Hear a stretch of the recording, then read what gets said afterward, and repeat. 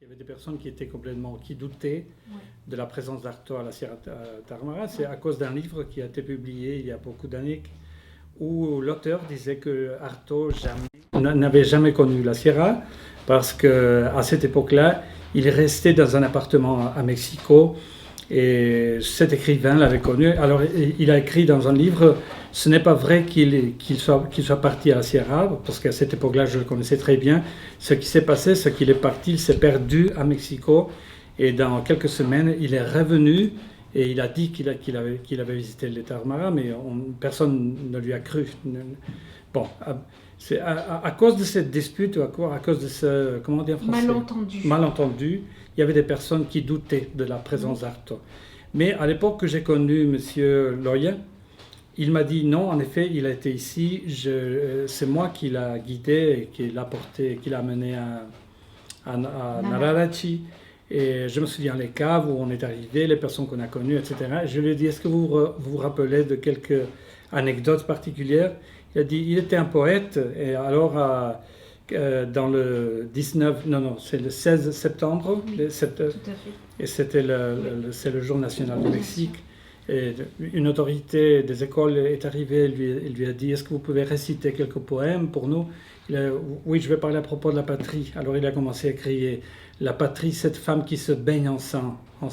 Cette femme baignée dans un, comment on dit charco en français? Une cuvette peut-être? Non, charco c'est quand il y a quand il baignoire? pleut, vous voyez de l'eau dans le sol. Qu'est-ce que c'est? Une flaque. Flaque d'eau, une flaque de sang. Cette femme qui se baigne dans une flaque de sang, Il a commencé à crier, comment on dit alaridos en français? Alaridos. C'est comme un cri, mais c'est absolument très très fort. D'accord, un bruit strident, un cri strident. Il a commencé à crier stridemment, de façon stridente, comment dire en français? Oui. De façon stridente. Oui. Et il a continué, tout le monde était épouvanté à cause de ce poème-là.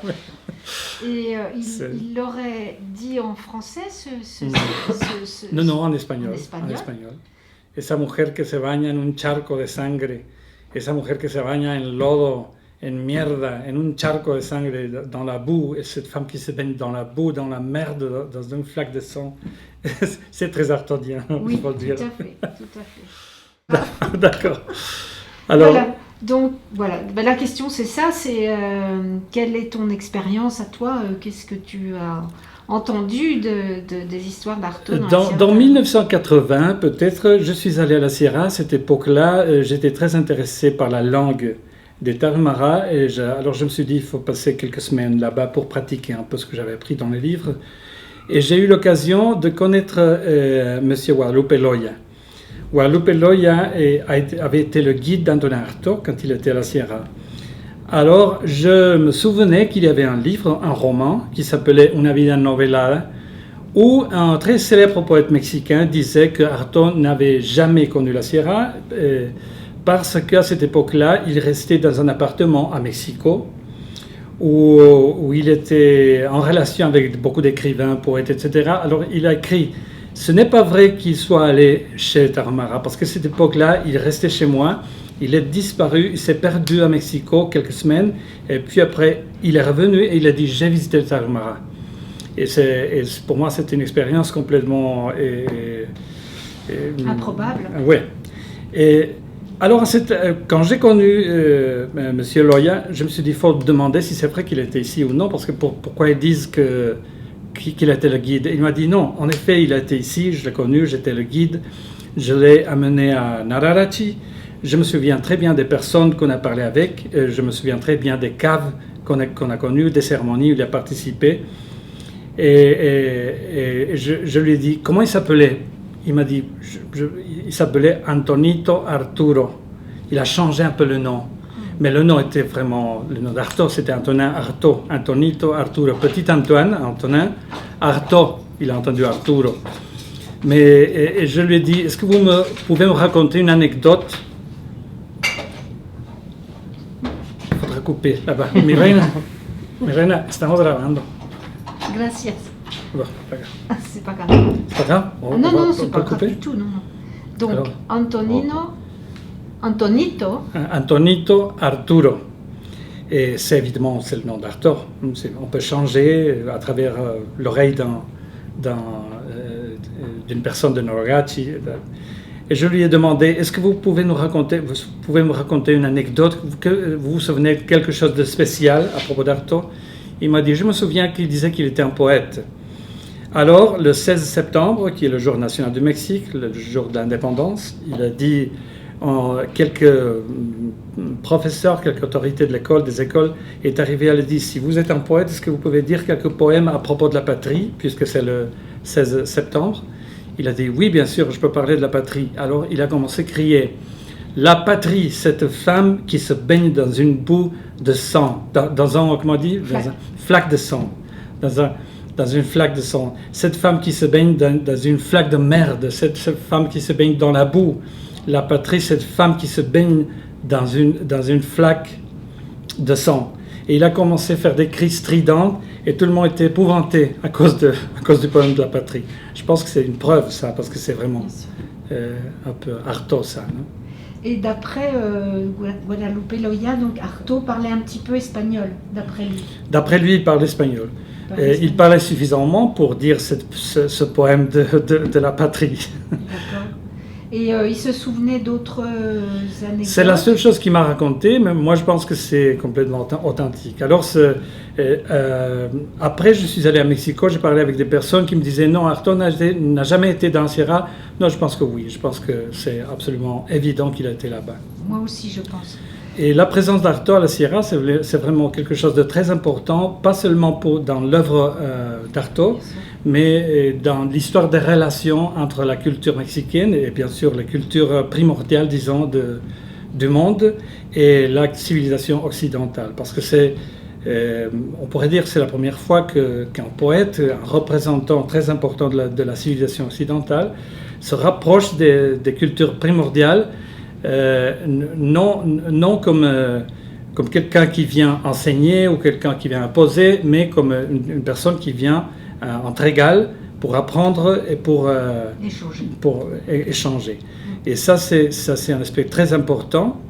Et il n'a pas fait cela à partir d'un vide ou d'une neutralité, d'une espèce de neutralité. Il a fait cela à partir d'une critique très sérieuse, très profonde et très lucide de la civilisation occidentale, et même on pourrait dire de la civilisation en général, de la civilisation, et pour défaire ce que la civilisation avait fait, qui était la division entre organes et corps, la division entre nature et civilisation, culture, la division entre l'humain et le cosmos. Alors c'est à partir de cette critique profonde qu'il fait cet échange entre la culture tarma. Et je pense que c'est pour ça que même quand il prend par exemple des mythes grecs pour faire l'interprétation de la culture tarma, il n'arrive jamais à nous choquer.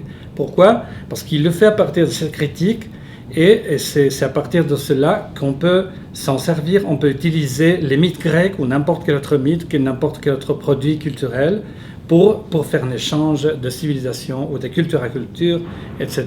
Oui, tout à fait. Se mettre à un niveau universel. Exactement. Mettre dans un niveau universel, ce qui avant était particulier, était divisé, ça devient une unité, et une unité profonde. Et quand as-tu rencontré Erasmo Palma? Erasmo Palma, je l'ai rencontré à cette époque-là, justement, quand je suis allé la première fois à Norogati, je l'ai connu. Et j'ai commencé à parler avec lui à propos de beaucoup de choses. Je lui ai demandé à propos d'Artaud, il m'a dit qu'il croyait l'avoir vu quand il était petit. Et je me souviens qu'un étranger est arrivé ici, et je me souviens qu'il était avec les cheveux longs, et c'est ce qu'il m'a dit. Et quand a-t-il... parce que sa pensée a évolué à Erasmo Palma, son art a évolué, sa poésie a évolué par rapport... Bon, il y a d'abord son témoignage sur Artaud, mais il y a aussi sa façon d'écrire, ces deux choses. Le passage entre la langue raramuri qui est la sienne, sa langue maternelle, et l'espagnol qu'il a dû emprunter pour être entendu finalement du public plus large. puisque à son époque, Erasmo Palma ne pouvait pas écrire. À ce moment-là, on n'écrivait pas, un poète ne publiait pas en Raramuri. Donc là, vraiment, tu as bien suivi cette évolution de l'histoire de la littérature. Je pense qu'il a évolué d'une façon très intéressante, parce que cette époque-là, quand je l'ai connu, il était une personne très formée, disons, par la civilisation occidentale dans les écoles, particulièrement par la tradition catholique. Il était très proche de l'Église catholique en ce moment-là. Et puis après, il a commencé à interpréter sa propre culture et à faire une espèce de valoration différente, pas seulement de la culture tarahumara, mais de la culture occidentale. Il est devenu très critique de la culture métisse, de la civilisation et de l'Église catholique même. Mm-hmm. À partir de ce moment-là, il découvre le signifié de l'œuvre d'Artaud, il le lit, il écrit un poème magnifique qui est écrit originalement en tarahumara et à propos d'Artaud. Il a dit que Antonin Artaud est venu à Sierra parce qu'il voulait la vraie guérison et il pensait que les vrais médecins étaient ici, chez les tarahumara. C'est pour ça qu'il avait quitté la science occidentale, il est arrivé chez nous et pendant 3 jours il a commencé à danser, pendant 3 jours il a commencé à manger le peyote et pendant 3 jours il a commencé à prier à la façon des tarahumara et il a trouvé la vraie guérison chez nous, quelque chose comme ça, je ne me souviens pas par cœur. Mais... Et donc il a écrit ce poème après avoir lu ou découvert les écrits d'Artaud, et comment est-ce qu'il est... Je ne sais pas exactement ce procès, je ne le connais pas exactement, peut-être il pourra nous dire quelque chose lui-même, mais ce que je sais, c'est que les premiers textes des chansons de Erasmo Palma étaient avec un contenu très catholique, c'était des prières pour la Vierge, etc. Et après sa connaissance d'Artaud, il a commencé à écrire à propos des rites, à propos d'Artaud, à propos de le signifié du vrai contact entre la culture tarahumara et les autres cultures, et pas d'un point de vue de ceux qui ont venu nous enseigner la vérité, mais non, au contraire, c'est un contact vrai entre expérience profonde et signifié profond. D'après ce qu'il nous a dit, donc il aurait écrit ce texte probablement en 1994 et à l'appel d'un projet franco-mexicain. Ce projet a été créé par le SEMCA. Je te le dis comme ça. Donc la première trace de ce poème que j'ai pu trouver, c'est sur cette publication du SEMCA qui suit un photographe sur les pas d'Artaud. Donc il y a eu beaucoup d'interprétations de ce voyage d'Artaud. Est-ce que tu en connais d'autres, ceux qui disent qu'il y était? Bon, il y a ceux qui disent qu'il n'y était pas, mais il y a ceux qui l'ont vu ici ou là. Tu as des histoires? Malheureusement, je n'ai pas d'histoire. J'ai beaucoup demandé avec des personnes qui habitaient à Chihuahua, parce que forcément, il a dû passer par Chihuahua, mais personne n'a enregistré ce moment important, ce moment vraiment essentiel dans notre culture. Mais je pense que le vrai signifié de l'œuvre d'Artaud n'a pas encore été compris à profondité. Je pense que c'est un écrivain essentiel, un écrivain tellement original qu'on aura beaucoup d'années à continuer et à étudier, à comprendre le vrai signifié de son œuvre. Alors récemment, tu as mis en contact un poète tarahumara qui s'appelle Martin Macawi avec les textes d'Artaud. Lui, Martin, avait déjà rencontré l'œuvre d'Artaud avant que tu lui soumettes ces textes, ou bien c'est toi qui lui as fait? Non, c'est moi qui lui a mis en contact avec l'œuvre d'Artaud. Et la culture tarahumara change, ça c'est inévitable, c'est une chose que si nous le voulons ou si nous ne le voulons pas, ça va se passer, ça se passe continuellement. C'est à cause de l'éducation de l'État, c'est à cause des narcos, de l'industrie du narco, c'est à cause des contacts chaque fois plus intensifs entre la population tarahumara et la population métisse du pays. Alors ça va changer. Et ce qu'on essaie de faire maintenant, c'est que ce changement ne sacrifie pas ce qui est de plus intéressant et de plus important dans la culture tarahumara. Alors on essaye d'introduire la lecture, d'introduire l'écriture, mais avec des contenus qui soient vraiment touchants, qui soient vraiment importants pour leur culture. Pas seulement imposer ce qu'il y a d'universel dans nos écoles, etc. Et donc, quelle a été la réaction D'abord, il a lu la version espagnole, donc Martin Macahuy a lu la version espagnole. Tu as travaillé à partir de cette version on a travaillé à partir de la version espagnole. On n'avait pas de texte en français et on avait une traduction qui a été publiée en Espagne. Et alors, c'est à partir de cette version-là qu'on a commencé. Il y a beaucoup de termes qu'il ne comprenait pas. Alors, on a discuté le signifié des termes particuliers, voir la façon de les mettre en tarahumara le plus proche possible. Mais à la fin de cette expérience-là, c'était vraiment ce que j'ai trouvé qui a été vraiment très intéressant, c'était le fait que Martin était vraiment deslumbrado, comment dire en français? Ébloui. Ébloui, il était vraiment ébloui. Il m'a dit, c'est la première fois que je lis quelqu'un qui a compris vraiment l'essence de ce qu'il y a de plus profond dans notre façon de voir le monde. Et c'est parce qu'il avait lu des anthropologues, il avait lu des ethnologues, etc., des romans, mais il ne connaissait pas l'œuvre d'Artaud. Et quand il a lu Artaud, il a dit c'est la première fois que je lis quelque chose de quelqu'un qui est venu comme un égal, comme une personne qui a su comprendre tout ce que nous pensons et la façon que nous avons de voir le monde. Oui. Et quels ont été les moments quand vous travailliez? Ça a duré combien de temps et sur quelle période? Ça a duré presque une année. Oui. On a été 2013 2013-2014. Ouais. Et on a été très généreusement aidé par le Centre Banff de Canada qui a voulu The Banff Center. Génial. Oui, c'est génial. Je pense que c'est super parce que c'est un centre qui est. J'y suis allée plusieurs fois. Ah bon? Oui. Ah, c'est bien, c'est fantastique. Oui. Et ils ont été très intéressés par ce procès de traduire des œuvres comme l'œuvre d'Artaud dans des langues indigènes, dans des langues indiennes. Oui. Et comment s'est fait la traduction? Quels ont été les moments où Martin comprenait de façon la première pas, c'était de lire. Il a eu le texte, il a commencé à le lire et d'apprendre des notes de tout ce qu'il ne comprenait pas ou qui était difficile à comprendre à cause du fait que sa langue maternelle, c'est tarahumara et le texte était en espagnol.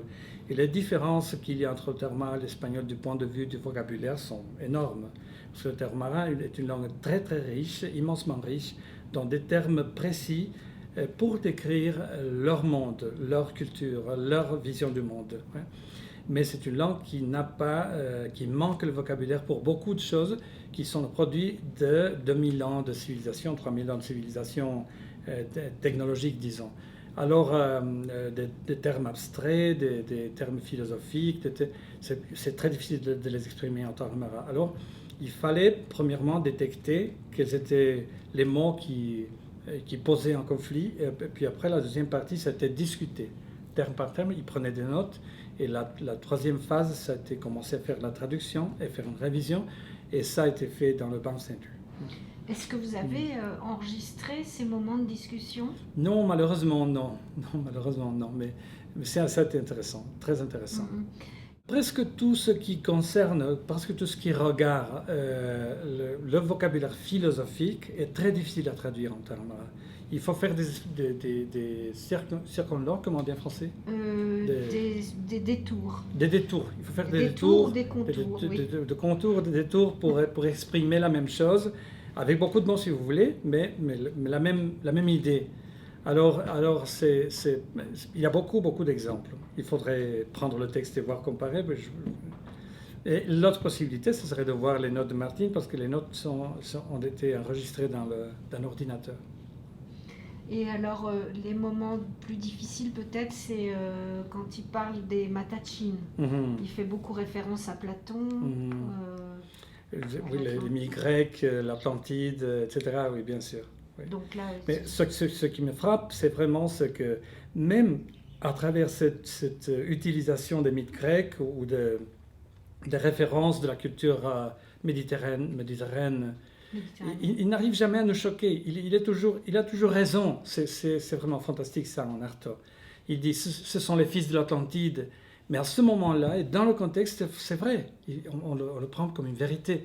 Pourquoi? Parce que c'est cette critique qu'il a fait, et cette façon de s'ouvrir vers un monde complètement différent, valide l'utilisation de n'importe quelle figure, n'importe quel mythe.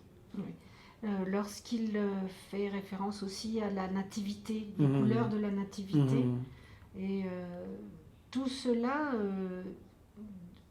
témoigne de sa présence effective dans la Oui, bien sûr. Dans la je n'ai plus de doute absolument qu'il était à la Sierra. Ça aurait été impossible qu'une personne comme Artaud, même si c'était Artaud, même s'il avait lu beaucoup à propos de Tarahumara, quand on lit son livre, c'est vraiment le produit d'une personne qui ne pas seulement a été chez eux, mais qui a su s'ouvrir de façon totale, profonde. Parce que Erasmo Palma parle beaucoup de Lumholtz. Et Lumholtz, tu sais, est venu dans la Sierra Tarahumara en 1896. Et il a écrit jusqu'à 1920. Artaud est arrivé en 1936. Il a préparé son voyage. Il avait lu Lumholtz. Il avait déjà lu des choses sur les Tarahumara. Je fais une parenthèse, cependant, pour décrire le son, par exemple, des chanteurs, des crieurs, Los que gritan de Matachín, je pense que ça, il faut y être, et c'est une preuve qu'Artaud était sur place. Ces petits détails de couleurs, etc., nous prouvent, et puis son rapport à l'écriture, aux montagnes, etc., nous prouve qu'il était là-bas. Cependant, il avait lu Lumholtz aussi. Bon. Et Erasmo Palma nous a, à chaque fois que je le vois, c'est comme quelque chose, tu sais, qui revient et d'important pour lui. Il nous parle de la présence de Lumholtz justement à Tucciaci, là où il habite lui.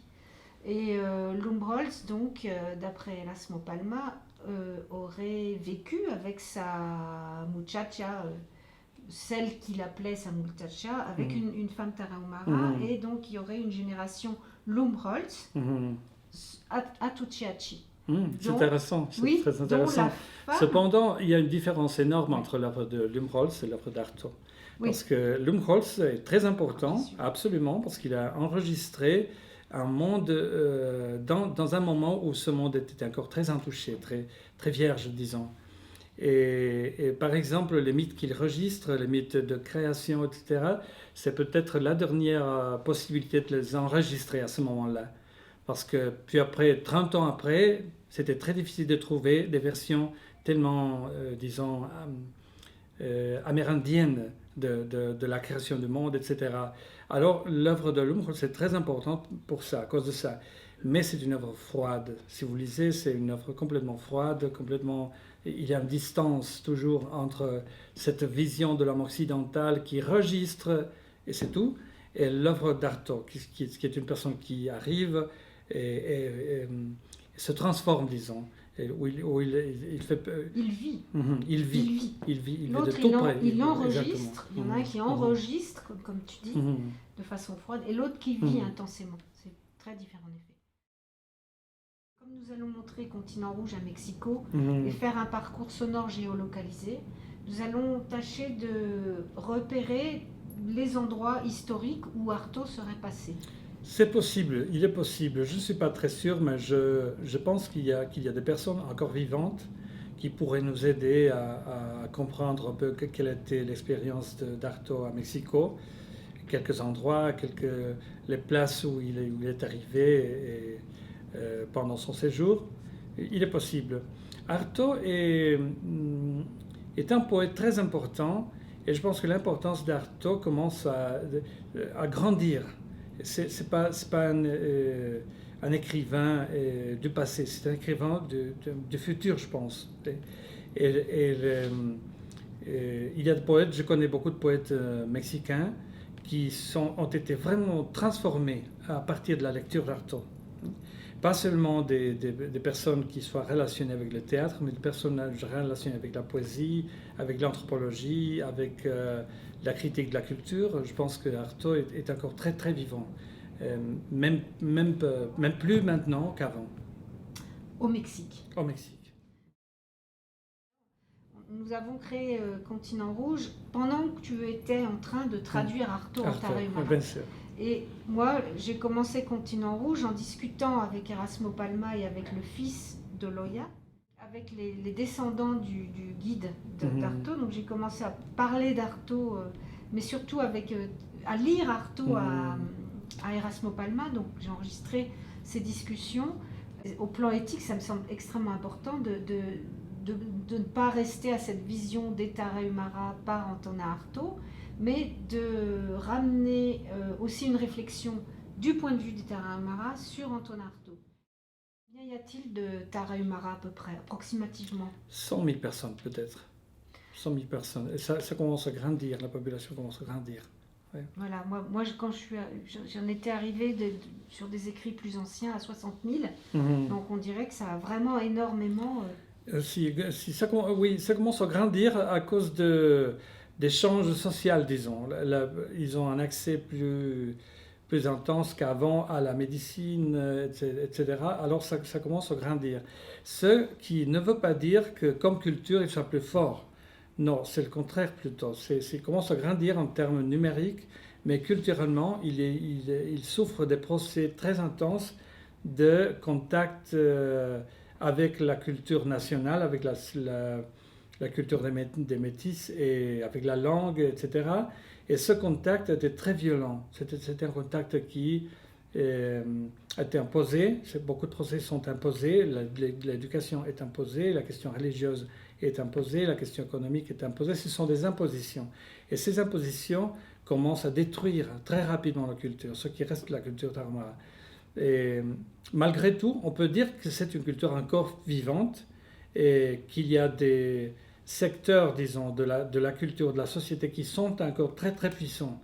Et c'est pour ça qu'il vaut la peine, que ça vaut la peine d'essayer de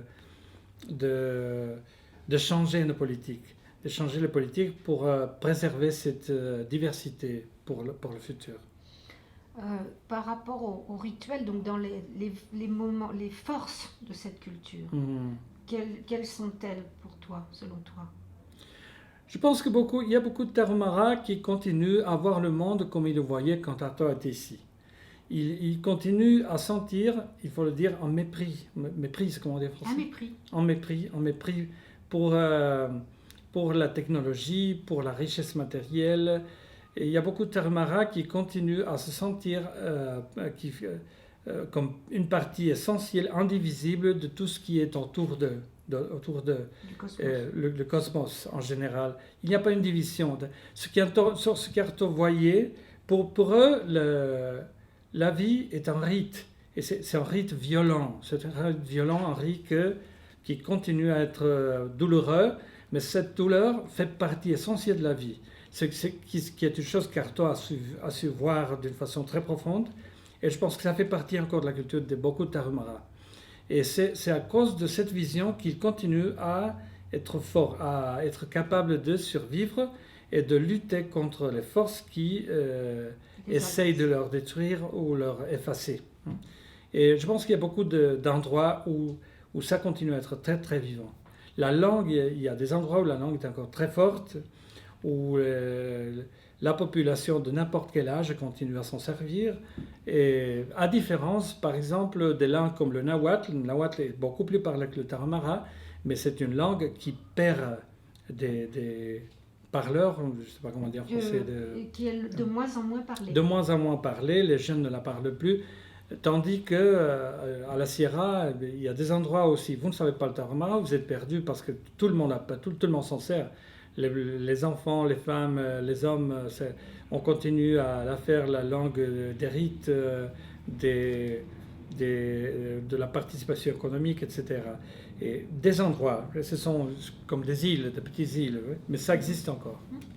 Et la force rituelle, moi, c'est ce qui m'a vraiment, c'est ce qui nous a vraiment séduit plus que séduit, touché. Ça a été même un choc. La force du rituel collectif. Ça me semble... Bon, je connais peu les autres peuples indigènes du Mexique. Enfin, je trouve extraordinaire les Yumari, les Matachines, là, ce que nous venons de vivre, cette capacité d'entrelacer même les rituels entre eux, c'est-à-dire d'élargir les dates. Enfin, ça, c'est vraiment une version... Je pense que la seule culture qui continue à vivre avec cette force, le rite et leur propre vision du monde, c'est les Huicholes. Les Huicholes, c'est une culture très très forte. Et de ce point de vue, c'est que les Tarahumara sont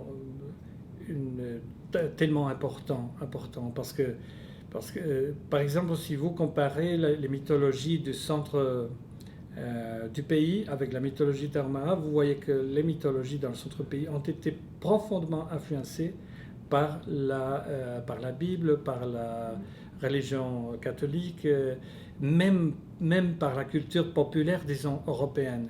Il y a beaucoup de récits qui sont d'origine française ou espagnole, etc., et qu'ils pensent qu'ils sont d'origine nahuatl, parce que l'influence a été très très forte. Tandis que les Tarahumara, à cause de leur isolement, et ils ont pu préserver un corps de mythes, un corps de récits qui sont encore très très très anciens, qui sont très anciens et qui leur met en contact avec l'origine des cultures amérindiennes. Ouais. Alors, ils ont survécu, finalement, cette force culturelle a survécu à l'acculturation désirée par les jésuites, par exemple. Par les jésuites, par les autorités politiques, par l'establishment économique, par les narcos, etc. Alors justement, ils ont quand même assez bien résisté aux jésuites et aux conquistadors, finalement, en s'isolant. Vont-ils pouvoir survivre aux narcotrafiquants et surtout au capitalisme? Vont-ils survivre? C'est ça. Et c'est à cause de cette force qui est encore là, qui est encore vivante, qui est encore puissante, qu'on peut toujours continuer à rêver avec un futur de diversité, avec un futur où l'on peut coexister et pas seulement acculturer ou effacer. Donc, a priori, est-ce que tu es plutôt très inquiet ou est-ce que tu as encore de l'espoir par rapport à la capacité du J'ai de l'espoir. Je suis très inquiet. Je pense il y a beaucoup de raisons pour être préoccupé. Mais j'ai de l'espoir parce que je vois ces îles d'isolement et de force. Et je pense que la force est une force telle qui a la possibilité de originer des procès plus, disons, démocratiques, plus d'égalité. Et je pense que c'est possible encore. Là, hier, en ce moment, nous travaillons dans l'assentamiento Tarahumara de Chihuahua, qui est très différent. Est-ce que la culture est très différente en ville, la culture tarahumara urbaine et la culture différente. Elle a acquis beaucoup d'éléments qui sont d'origine métisse ou européenne, mais elle continue à préserver quelques caractéristiques qui viennent directement du cœur, disons, de la culture tarahumara. Et la langue, c'est une espèce de... Pour moi, c'était la première fois que je suis allé dans un assentamiento. J'étais vraiment touché par le fait que la langue est encore très vivante. Et ce sont des personnes qui sont nées, des fois ils sont nés ici, 2-3 générations, ils continuent à parler la langue. Ils continuent à faire l'élection des autorités traditionnelles. Ils ont leur gouvernement. Ils continuent à faire les sports, à pratiquer les sports. Ils continuent à se sentir différents. Ce sont, si vous voulez, des espèces de ghettos. Et ce qui, du point de vue politique, est discutable, si vous voulez, mais du point de vue culturel, c'est intéressant de voir la force avec laquelle ils ont su préserver leur identité et leurs caractéristiques culturelles anciennes. Merci. Tu aurais d'autres questions? Oui, on voulait peut-être parler de l'importance de l'écrit et disons, de la mémoire. Tarahumara, passé par justement l'édition de livres, enfin, l'importance aussi de votre travail sur cette sauvegarde de la culture à travers l'écrit du Raramuri et puis la diffusion du coup à la fois à d'autres, enfin à la fois à sauvegarder un patrimoine et à l'enrichir d'autres publications comme la traduction d'Artaud. La publication de livres dans les langues indigènes du Mexique est un phénomène relativement récent. Et jusqu'à maintenant, ce que le gouvernement faisait, c'était d'imposer la langue espagnole et d'imposer la civilisation européenne à travers ce qu'on appelle la science, la technologie, la science, etc. Mais on a vu, depuis, je ne sais pas, 20 ans, 30 ans, les dernières 30 ans, on a vu une espèce de réaction qui provenait des professeurs, des intermédiaires, qui font une espèce de pont entre la civilisation occidentale et les cultures indigènes. On a eu une espèce de réaction très intéressante. Et cette réaction voulait non pas seulement l'inclusion des langues dans les écoles, des langues indigènes, mais l'inclusion de contenus culturels autochtones, des contenus culturels ou de épistémologie locale, ce qu'on appelle les épistémologies locales. Et ce mouvement a commencé à grandir. Bien sûr, si l'on publie maintenant un livre en tarahumara, qui va le lire? C'est une question que tout le monde se pose. Parce que même le Mexique, comme pays, est un pays où personne ne lit presque jamais. C'est un pays où on lit très, très peu. Alors si dans les villes où les personnes parlent la langue majoritaire, qui est une des langues les plus répandues dans le monde, l'espagnol, même dans les villes, on ne lit presque pas, presque jamais. Alors, quel est le sens, quel est le signifié de publier un livre en tarahumara? On me dit que c'est presque entièrement symbolique. Non, c'est bien sûr symbolique d'un côté. Mais on espère pouvoir, à partir de cette création ou de projets ou comment dirais on espère pouvoir commencer à faire le dessin d'un modèle éducatif, d'un modèle scolaire complètement différent dans le futur. Un modèle qui bien sûr aura l'intention de partager avec les personnes de différentes cultures des éléments qui peuvent être utiles dans disons, la médecine, la mathématique, etc. Parce que sans doute, ça fait partie du monde contemporain et c'est un droit de connaître, d'échanger. Oui. Mais d'un autre côté, un modèle éducatif où les épistémologies locales peuvent avoir un signifié réel et une fonction réelle. Pas seulement la mythologie, pas seulement la langue, mais aussi la connaissance traditionnelle de la nature, ce qu'on appelle du point de vue occidental la nature. La médecine traditionnelle, la façon de cultiver la terre, par exemple, la façon de respecter tous les éléments du cosmos qui ont toujours fait partie de leur vision du monde. Il faut intégrer tout cela dans les livres. Mais si on veut pouvoir être capable de proposer ça, il faut commencer par produire les éléments qui feraient possible cette éducation. Et ces éléments sont des livres, des cassettes, des vidéos, etc. Il faut avoir tout ça avant de dire...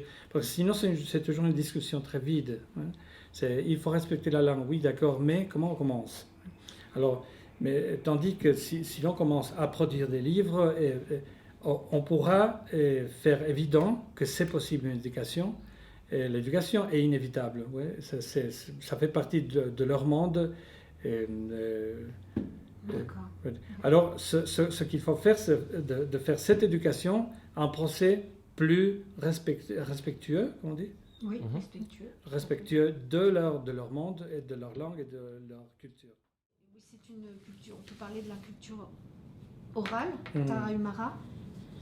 Oui, bien sûr, le passage entre une culture orale et une culture basée dans l'écrit, c'est problématique. Ça ne veut pas dire le fait que je crois à la possibilité d'une éducation, un monde Tarahumara où l'écriture peut avoir un signifié important, une fonction importante, ça ne veut pas dire que je ne sois pas conscient des risques que ça... ça fait partie des changements. Ça fait partie du changement. La question, c'est que il est inévitable, cette période où cette transformation est inévitable.